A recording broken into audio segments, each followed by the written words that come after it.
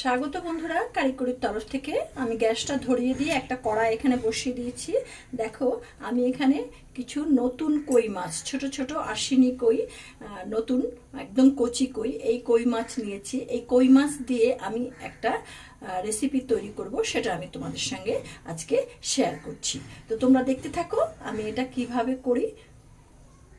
প্রথমে আমি এতে একটু সর্ষের তেল দিয়ে দিচ্ছি।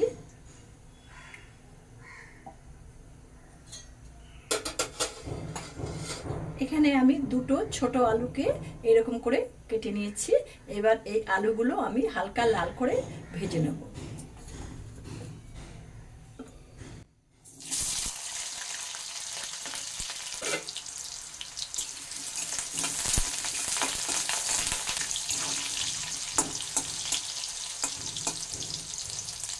বন্ধুরা দেখো, আমার আলুগুলো লাল করে ভাজা হয়ে গেছে।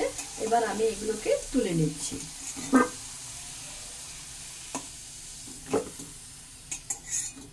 এখন এতে আমি তেল দেব না, এই তেলেই এই মাছগুলোকে ভেজে নেব।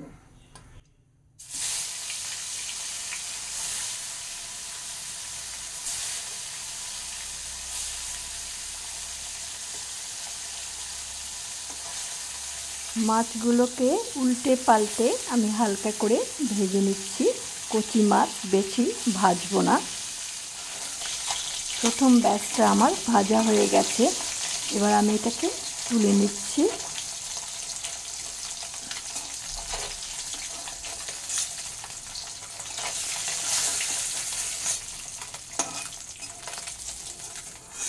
বাকি মাছগুলোকেও আমি ঠিক এইভাবেই ভেজে নেব। দেখো, এই কইগুলোকে আমি পুরো ভেজে নিয়েছি হালকা করে।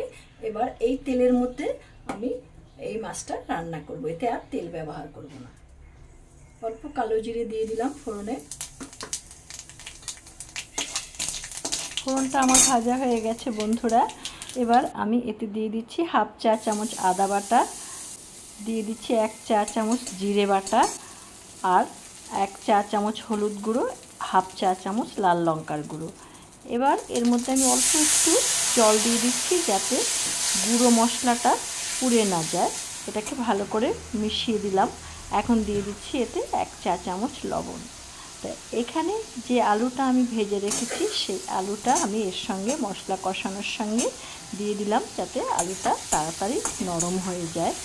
ভালো করে মশলার সাথে এটাকে মিশিয়ে দিচ্ছি। এবার আমি এর মধ্যে পরিমাণ মতো জল ঢেলে দিলাম। ঝোলটা ফুটলে আমি এর মধ্যে ভাজা মাছগুলো দিয়ে দেব। দেখো বন্ধুরা, ঝোলটা আমার ফুটতে শুরু করে দিয়েছে। এবার এর মধ্যে আমি হাফ বড় সাইজের একটা টমেটোর হাফ টমেটো এর মধ্যে দিয়ে দিচ্ছি।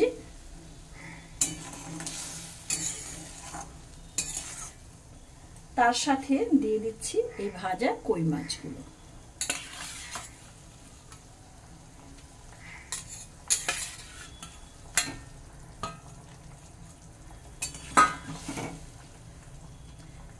এই অবস্থায় আমি এটাকে 4 থেকে 5 মিনিট ফোটাবো। আমি একটা কাঁচা লঙ্কাকে মাঝখান থেকে ভেঙে এর মধ্যে দিয়ে দিলাম। দেখো বন্ধুরা, ঝোলটা আমার খুব সুন্দর ফুটছে। এটা 4 মিনিট হয়ে গেছে। আমার রান্নাটা হয়ে গেছে।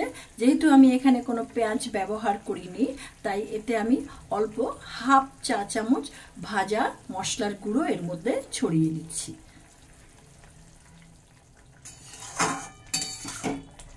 এবার আমি এটাকে নামিয়ে ফেলব। দেখো, তোমাদেরকে আমি দেখাচ্ছি ঝোলটা কেমন হয়েছে, কিরকম পাতলা। এটা শরীরের পক্ষে, পেটের পক্ষে খুবই ভালো। দেখো, একদম অসুস্থ রোগীরাও এই ঝোল খেতে পারে, কোনো অসুবিধা নেই। হয়ে গেল বন্ধুরা আশ্বিনের কচি কইয়ের পাতলা ঝোল। এটা খুব স্বাস্থ্যকর, তোমরা এটা করে খেতে পারো। তোমরা তো দেখলে আমি এটাকে কিভাবে করলাম। তো আজকে আমার এই ভিডিওটা যদি তোমাদের ভালো লেগে থাকে তাহলে আমার এই ভিডিওটাকে একটা লাইক করবে, বন্ধু বান্ধবদের সঙ্গে বেশি বেশি করে শেয়ার করবে। আর যারা এখনো পর্যন্ত আমার এই চ্যানেলটিতে নতুন, আমার এই চ্যানেলটিকে সাবস্ক্রাইব করোনি, তাদের কাছে আমার একান্ত অনুরোধ রইল চ্যানেলটিকে সাবস্ক্রাইব করে বেল আইকনের অল অপশনটিকে প্রেস করবে, তাহলে আমার পরবর্তী সমস্ত নোটিফিকেশনস তোমাদের কাছে সবার আগে চলে যাবে। তোমরা দেখতে থাকো কারিকুরি আগামী দিন তোমাদের জন্য কি নিয়ে আসে। তোমরা ভালো থেকো, সুস্থ থেকো। তোমাদের সাথে আবার দেখা হবে আগামী ভিডিওতে। ধন্যবাদ।